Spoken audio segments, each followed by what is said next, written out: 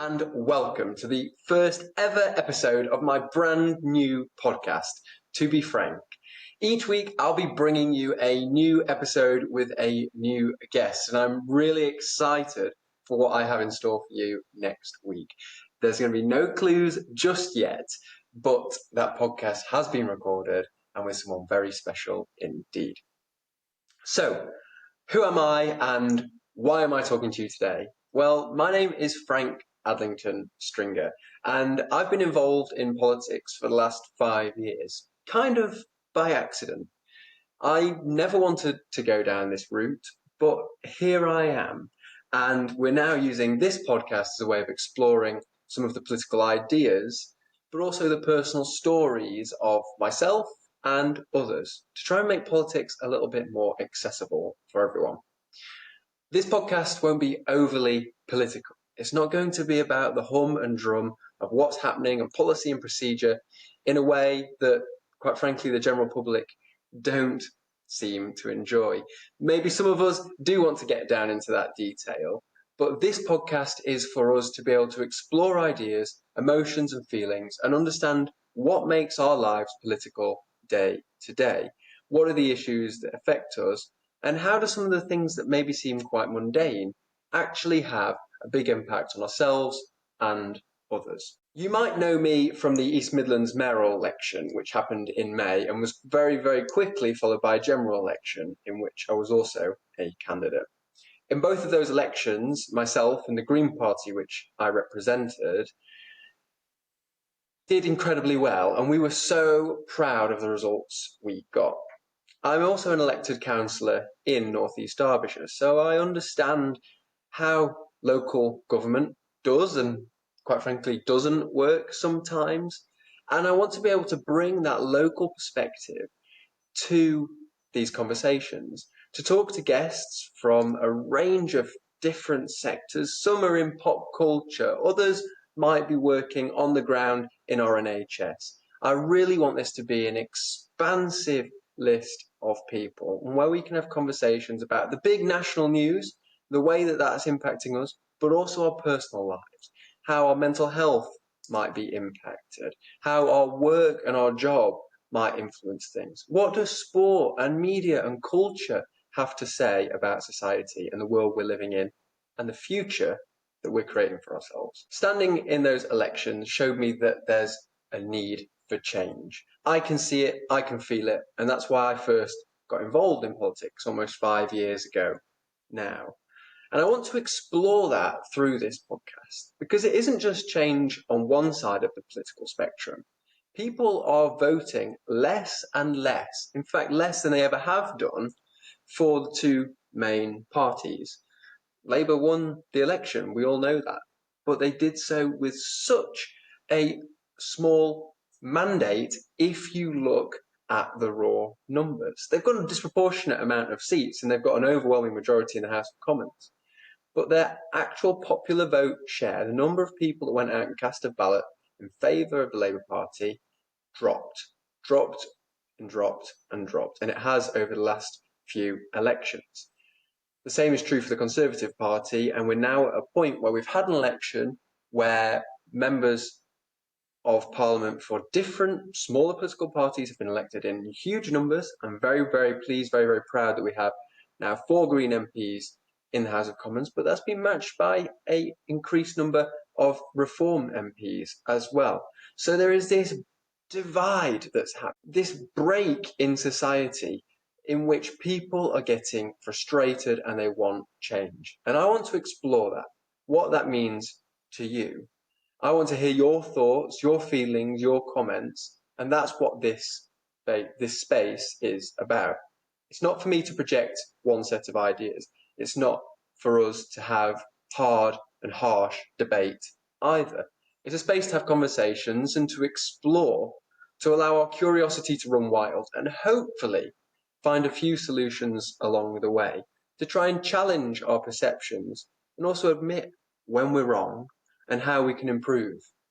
The only way that we get better as a society is by working together. It's through conversation and collaboration. This podcast is set up with that in mind, and my guests will sometimes disagree with me. Sometimes they might agree with me, and other times they might even be more radical than I am.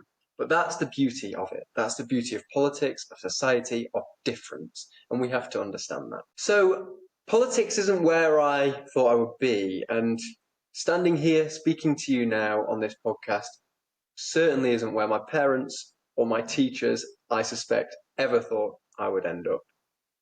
I was always, and still am, a creative soul. I spent most of my childhood either outside in the garden, digging around for worms, or at the table, drawing, creating, designing. That was where I thought I would end up. In fact, so much so that after done my A-levels in art and media, alongside history and law, I then secured a place at Salford University to go and study television and radio production. I wanted to be there in the new heart of where the BBC studios were going to be, all of that excitement that was happening at that time. I really wanted to go and get involved. Graphic design was another thing which I'd been looking at and considering. But I got this place, and I got it on the condition that I could have a year out of education. I'd spoken to the university in advance and made sure that that space would be reserved for me and I could take some time out just to experience the real world. During that time, I worked and travelled, as much as I could. I wanted to save up as much money to get as far away from home as possible, to see the world as much as I could. And I ended up being very, very lucky, very, very fortunate to see my fair share of our beautiful planet and experience so many different things. And that taught me so much.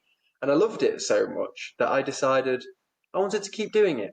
I wasn't ready to succumb to university and to what was next in life. And so I cancelled that place. I decided that I wasn't really feeling it anymore and that I still needed to understand myself better, understand our world better. And after these 2 years of working for some terrible, terrible bosses on 0-hour contracts, I worked in a Bounty Castle factory, I worked in restaurants, I worked welcoming visitors at tourist centres, I did everything you can imagine, antique shops, you name it, I've done it.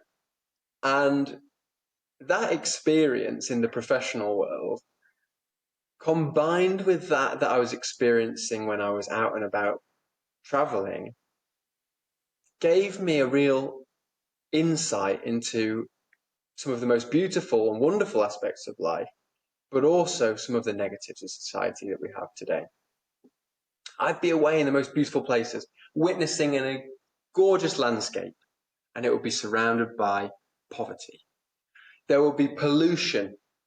There will be total lack of investment in communities and a real feeling of despair and hopelessness.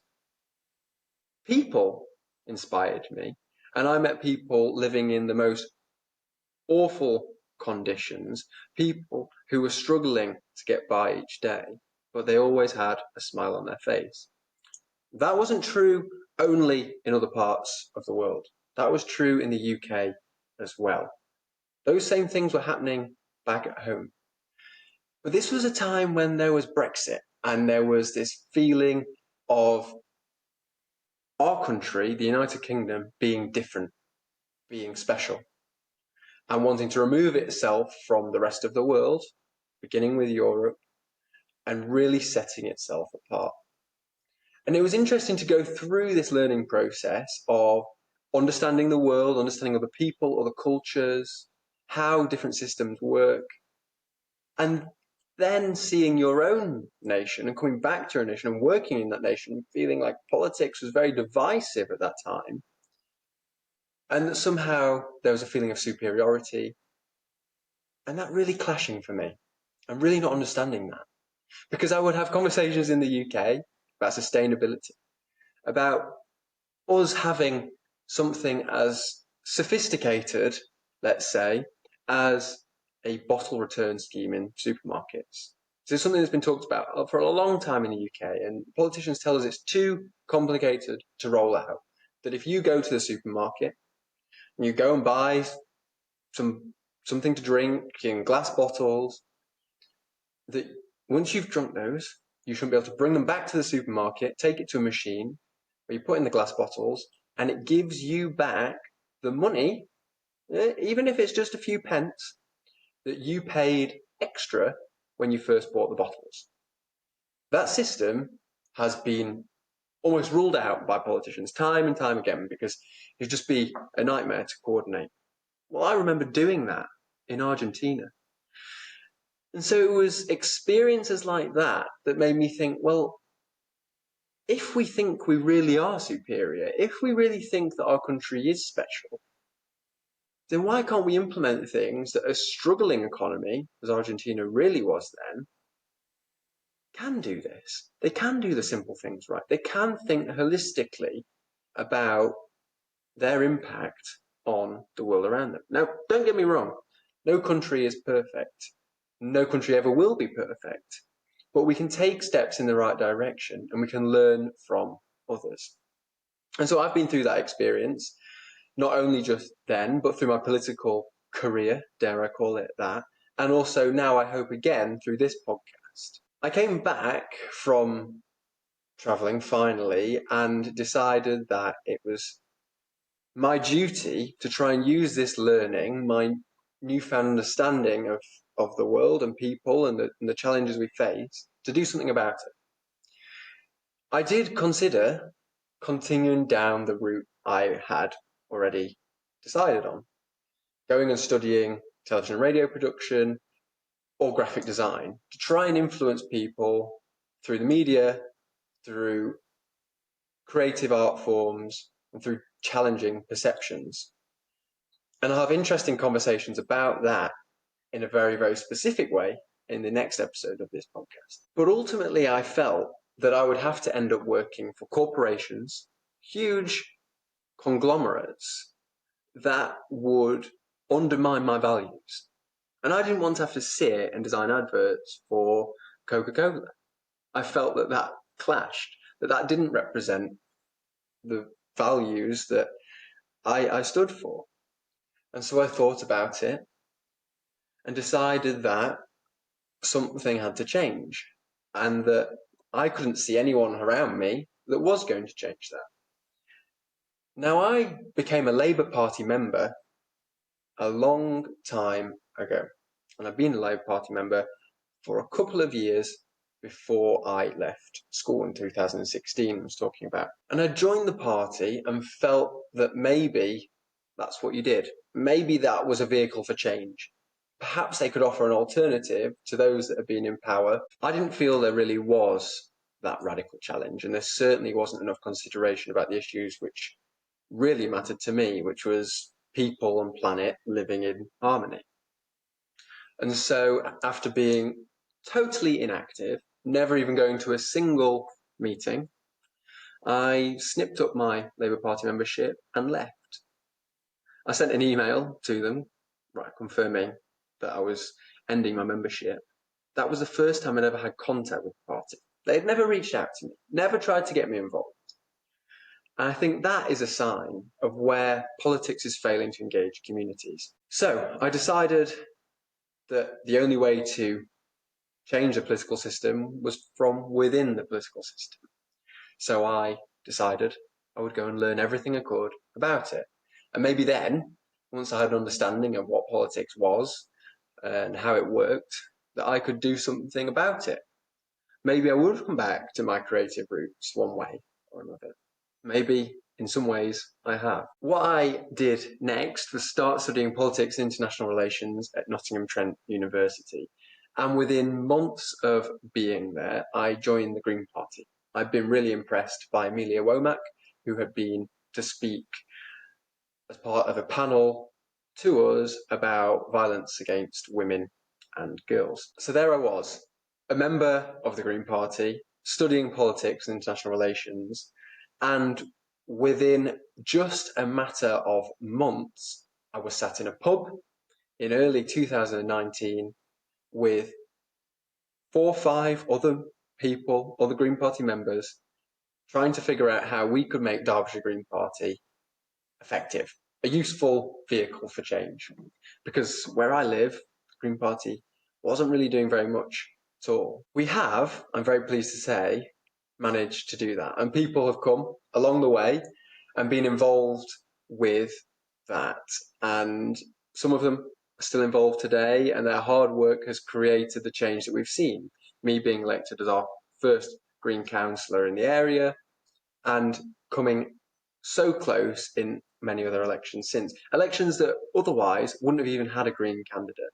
But we have made sure that we are there and we are present and we're standing up for local people and we're building decent community, local grassroots campaigns. So by 2019, I stood in my first election and we hadn't done anything. We didn't know what we were doing.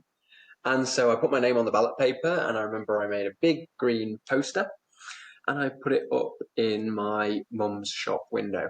That was it. Didn't think about it. I came second in that election. And that was the moment for me where I thought, wow, something can actually change. That was my test, if you like, question out there to the world of, I feel that something isn't quite right here. Does this work for you?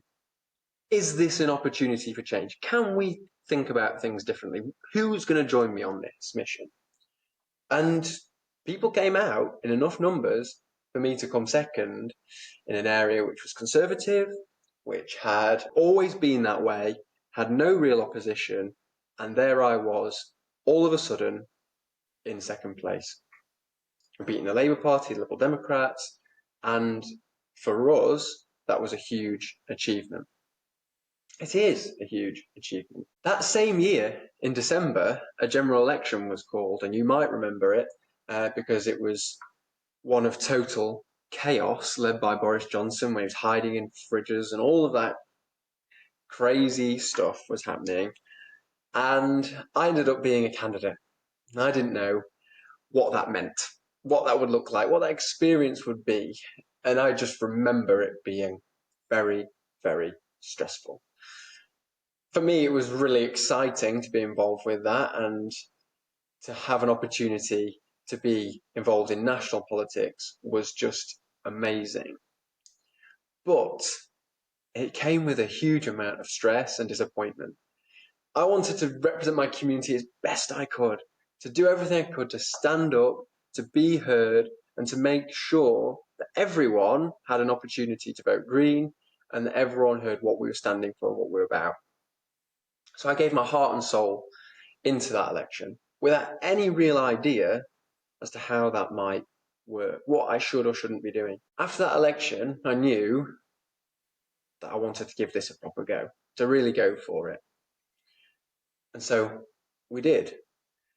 We fought the county council elections and came second place, which was a cementing of the district council elections which we'd had 2 years before, and was a real foundation for us to jump up and step up and win the district council in 2023, which is what we did. That is the proudest moment of my life so far, to be able to stand up and represent my hometown, my village where I went to school, where my mum has this shop, where my family have always lived, where I still live today. Nothing, I don't think, will ever come close to making me feel as proud as I do every time that I stand up and speak up for the people of Wingerworth, for the people of North East Derbyshire.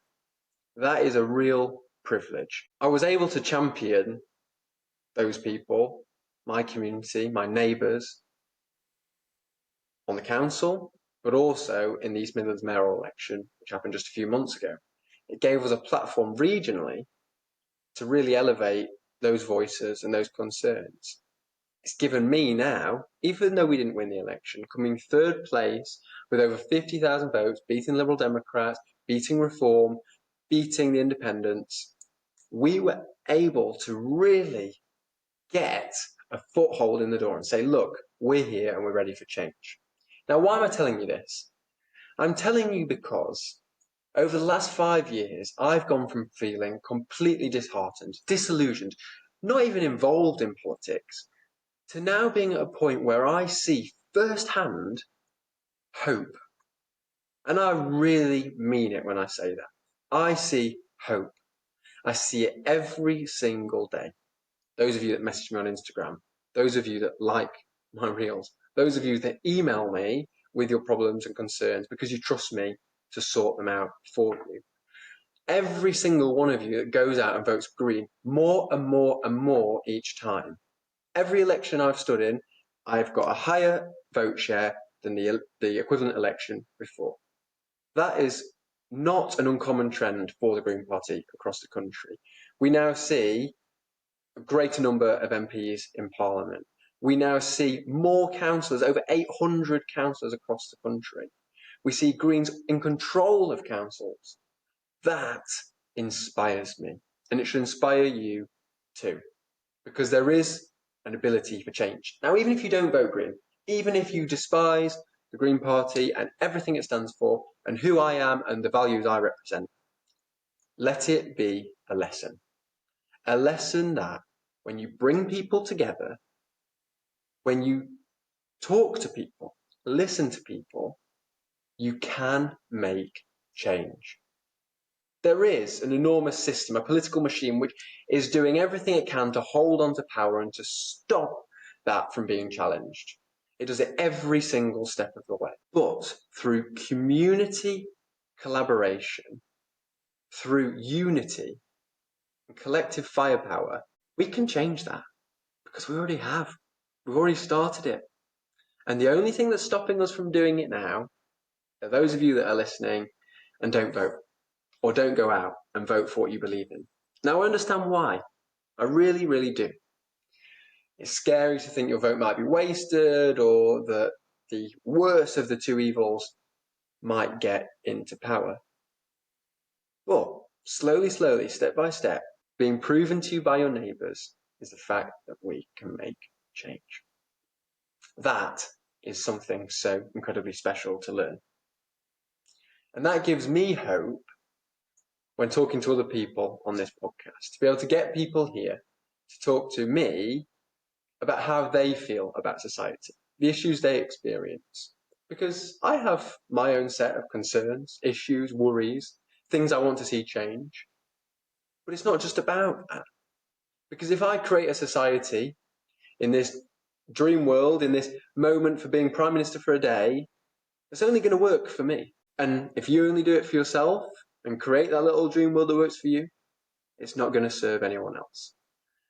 The only way that we create lasting, meaningful change is by doing it together.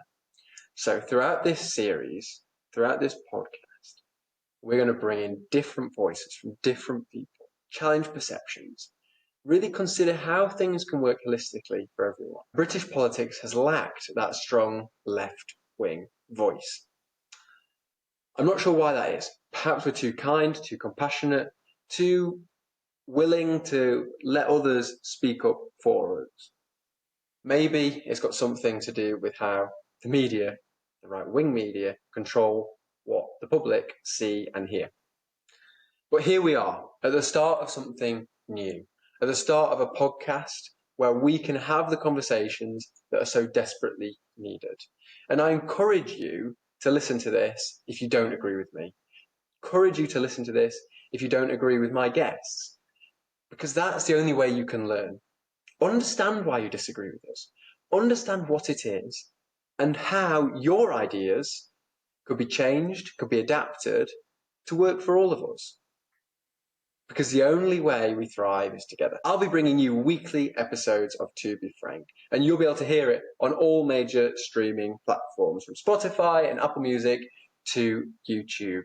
Don't you worry about missing an episode. Just hit that subscribe button, give me a follow on Instagram, and you'll be able to see all the updates and the newest content.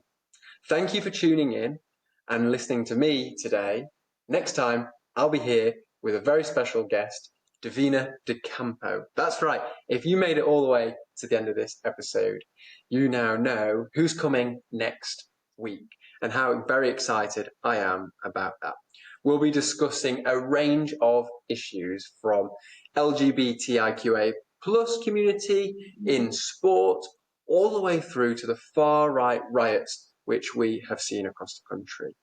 But beyond the politics, we'll be talking about personal stories, the things that have influenced us, made us political, but also how the mundane is often more political than we come to realise.